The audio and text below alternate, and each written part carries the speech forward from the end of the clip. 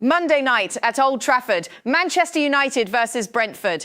The crowd is loud, the atmosphere is electric, and a 34-year-old Brazilian midfielder is about to remind everyone exactly why Old Trafford fell in love with him in the first place. Casemiro opened the scoring. Benjamin Sesko made it 2 before half-time. Brentford pulled one back. United held on. 2-1, 3 points secured. But this match was about so much more than the result. It was about a club rediscovering itself, a manager proving his worth, and a farewell that nobody at Old Trafford actually wants to happen. The situation is one of genuine momentum. Manchester United under Michael Carrick are not just winning games, they are winning them in a way that is making the football world stop and take notice. And when you look at every piece of information coming out of that stadium on Monday night, a very clear picture starts to emerge. This is not luck. This is not a temporary bounce. The evidence suggests that something real is being built here, even if time is running short. So let us go through everything step by step, because there is a lot to unpack from this game and from what is being said around the club right now. Before we get into the detail, let me be clear about what was at stake on Monday night. Manchester United needed points. They needed to prove that the positive results against Chelsea and Arsenal were not accidents. After the 2-1 defeat to Leeds United earlier this month, questions were being asked again. Old habits were creeping back into the conversation. And yet, under the lights at Old Trafford, this team delivered. Not just a result, a performance, a statement. If you want this level of detailed analysis broken down properly, match by match and story by story, then hit that subscribe button right now. This channel exists to give you the full picture on Manchester United, not just the headlines. Every video we make is built on real information, real analysis, and a genuine love for this club. Now let us get into it properly. The match itself. Let us start with what OptaJoe confirmed after the game, because these numbers tell the real story about what Casemiro produced on Monday night. OptaJoe posted the following statistics. Casemiro made 11 tackles, he won 16 duels, he recorded 9 clearances. And here is the extraordinary part. He is the only player in the last 20 Premier League seasons to record all 3 of those numbers in a single match. Not just this season, 20 seasons of Premier League football, and nobody has done what Casemiro did against Brentford. Now let that sink in for a moment. We are talking about a player who has already announced he is leaving the club. A player who is in the final weeks of his Manchester United career. And he is producing historically significant defensive performances. That is the kind of commitment and professionalism that explains exactly why this entire club, from the stands to the dressing room, is begging him to stay. Now, moving to what Benjamin Sesko said after the game. Sesko described the win as amazing. He said the team was really fighting until the last minute. He acknowledged it was tough because they were facing a difficult team. He said they managed to hold the score until the end and felt they deserved the victory. He then added something that stood out to me. He said he is feeling way better game to game. He said the feelings are better and he is connected more with the team and that the boys are helping him. That last line is important. When a striker of Sesko's quality starts talking about connection and belonging, it tells you that the dressing room culture is shifting positively. A striker who feels connected scores goals. A striker who feels isolated stops performing. The evidence suggests that Michael Carrick has created an environment where players are thriving at a personal level, not just a tactical one. And Sesko also had something to say about Casemiro specifically. Posted by Fabrizio Romano, Sesko called Casemiro a work machine who never stops, regardless of what time it is. He added that the club is pleased to have him and will use him until the last minute before he leaves, describing him as helping the team enormously. Coming from your striking partner, that kind of public praise carries genuine weight. Sesko is not saying this for the cameras. He is saying it because he sees it every single day in training and on the pitch. Michael Carrick, the manager in the spotlight. Let us now look at what Michael Carrick himself said after the game. Carrick described it as quite an open game at times. He said they started fantastically well. He credited Brentford as a good team who came into the game and were in a good place at halftime, which prompted United to make adjustments in the second half.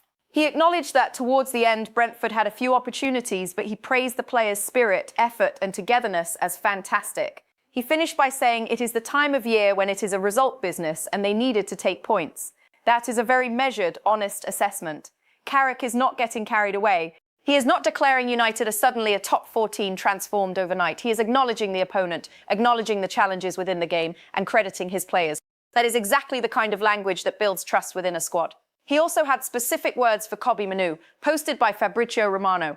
Carrick said that, like against Chelsea, Mainoo showed he was complete with and without the ball in both defensive and offensive duties. He added that they know Manu is capable of it, and it is good to see him demonstrate it. He called him in great form right now.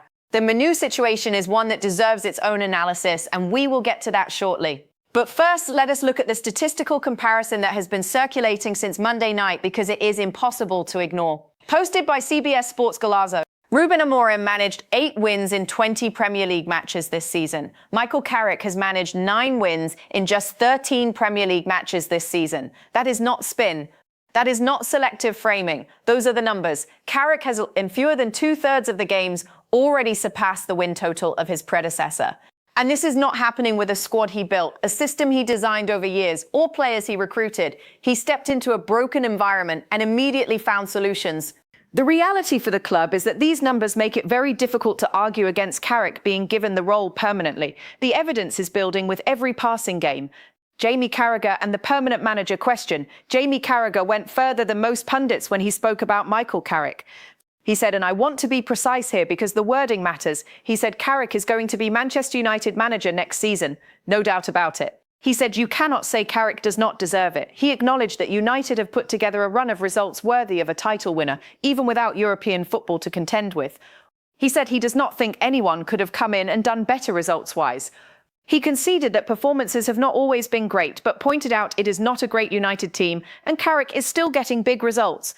Then Carragher made a point that I think is the most important thing said about this situation. He said the biggest criticism of Ruben Amorim was that he never adapted, and Carrick has shown he can adapt. That is the core of it, tactical adaptability. Let us examine exactly where that showed up against Brentford. The formation switch and Steve Holland. This is one of the more interesting tactical stories to emerge from Monday night. Stephen Ralston, writing for the Manchester Evening News and quoted by Utight Truthful, noted that television cameras zoomed in on Steve Holland when it became clear the formation change had been made during the game. Holland is a well-known figure in English football.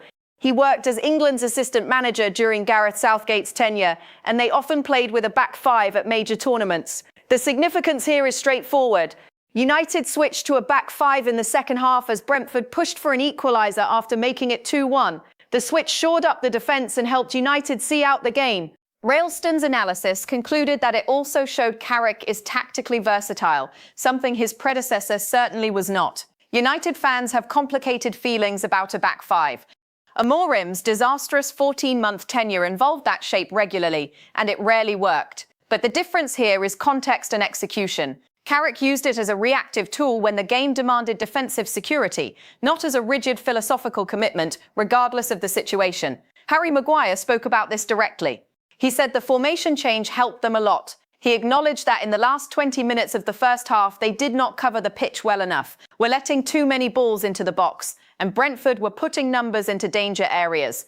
But he said it was good that the manager recognised that, made the change at half-time, and the second half felt a lot more comfortable. That kind of managerial recognition and response is exactly what was missing under Amorim. Players were publicly asking for adjustments that never came. Now they are getting them. Maguire also reflected on the wider journey since Carrick arrived.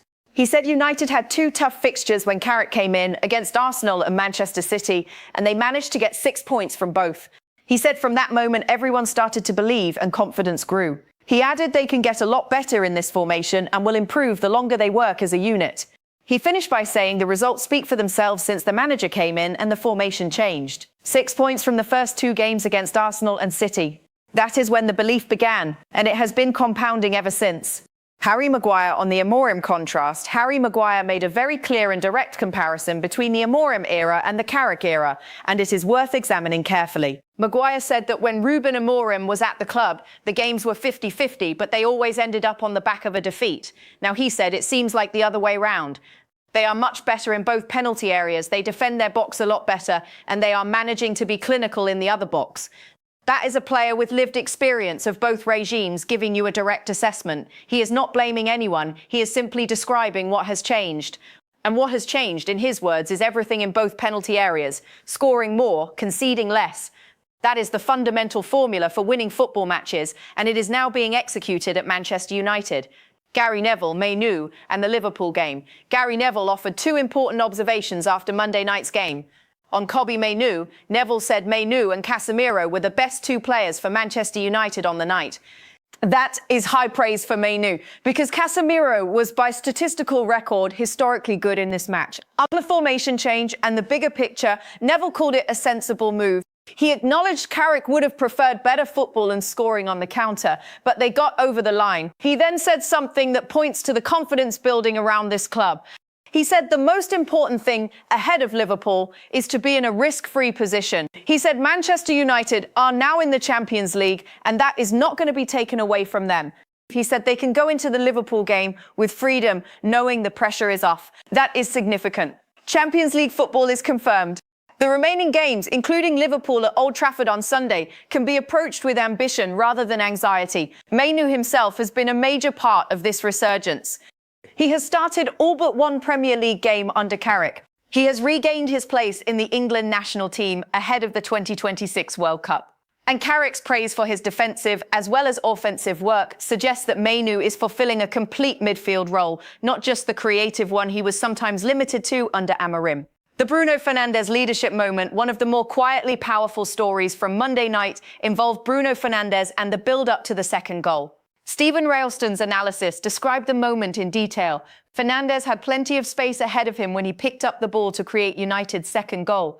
He had Bryan Mbeumo on his right side and Benjamin Sesko to his left as he attacked the box. Mbeumo was described as the logical choice to pick out with a pass. Fernandez hesitated, and for a moment it looked like his indecision would prove costly, but he still found Sesko, who finished with power. Then something happened that reveals a great deal about the culture in this dressing room. Fernandez apologized to Mbeumo by holding his hands out before embracing Sesko. Mbeumo joined the celebrations. Railston's analysis noted that the apology showed the kind of leader Fernandez is in the dressing room. He did not have to say sorry. The move resulted in a goal. But he understood that Mbeumo was also in a brilliant position and acknowledged that is elite dressing room behavior. That is what genuine leadership looks like. And it is the kind of detail that gets lost in the headline numbers but matters enormously in building a winning culture. Casemiro, the farewell that nobody wants. Let us now talk about the emotional centerpiece of everything happening at Manchester United right now. Casemiro has announced he is leaving. That much is confirmed. His exit was decided months ago. But what is happening at Old Trafford as his final games approach is genuinely remarkable. Throughout Monday's match, the Old Trafford crowd repeatedly broke into renditions of the "one more year Casemiro" chant. The support at the end of the game appeared to bring the tough Brazilian captain to tears. He now has just 2 games at Old Trafford remaining. After the match, Casemiro posted on Instagram, writing that the atmosphere at Old Trafford was incredible and that the team is very close to reaching their goal. His wife responded to his post, writing that it is beautiful to see people singing his name, expressing her love and thanking the supporters. Matheus Cunha, who was watching from the Stretford end while recovering from injury, posted on his Instagram story in reaction to the game. He wrote, "Bravo guys, we love all that." He then added another message that said, "One more year Casemiro." That message from a teammate in the stands encapsulates exactly how this squad feels about losing him. Now, is there any realistic chance of Casemiro staying? The reality is probably not, but that will not stop the Stretford end from trying, and it will not change what he has given to this club in these final weeks. His performance against Brentford, 11 tackles, 16 duels won, 9 clearances, a goal, was not the performance of a player going through the motions in his final weeks. It was the performance of a man who cares deeply about leaving a legacy. The summer transfer window. Now let us move to what is being reported about Manchester United's plans for the summer, because this is where the next chapter begins. The information coming out is that Manchester United's summer transfer strategy will focus primarily on strengthening central midfield, with Elliot Anderson identified as their #1 target. However, the club is said to be adopting a more disciplined approach than in previous windows. They will not overpay. There are reports of the club walking away from inflated demands, including a reported fee of £120 million for Anderson, which United are not prepared to meet. The club is also said to be avoiding long, drawn-out negotiations that spill into the season, and they plan to have multiple alternative targets ready. The learning from last summer's value signings of Bryan Mbeumo and Matheus Cunha appears to be influencing this strategy. United are aiming to add squad depth to cope with a significantly busier campaign, described as up to 50% more games, while steering clear of huge fees and bloated contracts that have burdened the club in the past. The plan is to sign 2 or 3 central midfielders, plus a left-sided attacker. This is a rumor and a report at this stage, not confirmed business. I want to be clear about that. But the direction of travel is consistent with what we have seen from the club in recent months, which is a more measured, sustainable approach to recruitment. The departure of Casemiro will create a significant void in central midfield. Replacing someone with his experience, leadership, and historical statistical output is not a simple task. The plan to bring in 2 or 3 midfielders rather than one direct replacement is the sensible approach given the scale of what is being lost. Waldemar Anton, the defensive target. On the defensive side, there is an inquiry worth noting, and again, this is reported as an inquiry, not a completed deal. Manchester United are said to have made an approach about Borussia Dortmund defender Waldemar Anton. He is 29 years old. His contract with Dortmund runs until 2028. Atletico Madrid are also reported to be showing interest. United are said to view him as a potential backline leader that they currently lack. A transfer fee in the region of 35 to 40 million euros has been suggested. The reason this makes sense as a target is straightforward. The analysis of Monday's game showed that United's defensive improvements under Carrick have been significant, but the squad needs a leader at the back who can anchor the defence consistently. If Waldemar Anton fits that profile, the interest is understandable. But again, this is reported interest, not confirmed movement. I will not present it as anything beyond what it is, which is an early-stage inquiry in a competitive market where Atletico Madrid are also involved. Closing analysis. So what is the full picture as things stand at Manchester United? On the pitch, the evidence is clear. 9 wins from 13 Premier League games under Michael Carrick. A record-breaking defensive performance from Casemiro against Brentford. A Kobbie Mainoo who is playing some of the best football of his career. A Bruno Fernandez showing leadership qualities beyond his obvious technical ability. A Benjamin Sesko who is integrating more deeply with the squad and growing in confidence. A Harry Maguire who is describing a cultural shift that feels genuine and sustainable. Off the pitch, the conversation is equally significant. Jamie Carragher has publicly stated that Carrick will be the permanent manager next season, and it is hard to disagree with that assessment based on the evidence. Gary Neville is highlighting tactical intelligence and pragmatism. The players themselves are speaking about unity, belief, and a connection to the manager's methods. And then there is Casemiro, the heart of all of this, performing at historically elite levels in the final weeks of a farewell that the entire club is struggling to come to terms with. The summer will bring changes, new midfielders, potentially a new defensive leader. A transfer approach that is more disciplined and value-driven than what came before. The club is clearly learning from mistakes, and the foundation being laid tactically and culturally by Carrick gives real reason for optimism about what comes next. 2 games remain at Old Trafford for Casemiro. The Stretford end will sing, he will perform. And when the final whistle goes on his last home game, there will not be a dry eye in that stadium. That is the full picture from Monday night and from everything surrounding it. This is Emma United Analyst, and if you made it this far, you already know this is the channel that gives you the real story, not just the surface. Subscribe, leave your thoughts below, and we will see you for the next one.